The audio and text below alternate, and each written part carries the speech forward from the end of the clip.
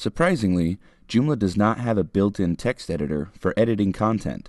This means that the Joomla team did not develop their own editor, but instead packaged up some third-party ones and included them in the Joomla core installation. If we go to the plugin manager, you can see what editor plugins are available. Here, we see that the TinyMCE editor plugin is enabled by default.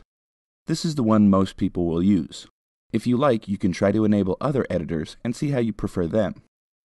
For the purposes of this course, we will be working with the TinyMCE editor. One important thing to note is that the global editor settings are actually located at the plugin configuration level. Let's go over a few settings that we will need to use for this course. First, we will set the functionality to Advanced. This allows us to access some useful buttons that we wouldn't normally have. Later on, we'll change this to Extended, so we can access even more options.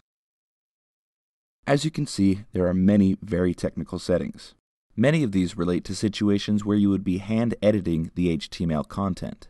This is rarely the case for most people simply adding content, so we'll try to limit the use of these unless absolutely necessary. One parameter we want to ensure is enabled is the template CSS classes parameter. This allows the template to tell the editor that it has customized styles that we may want to use in the editor. So, if your template has a special text style or other similar custom formatting options, you would then be able to access them from inside the editor by enabling this.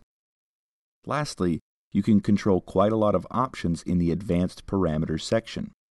Depending on how complex you want your editor to be, you can enable or disable buttons and button groups here.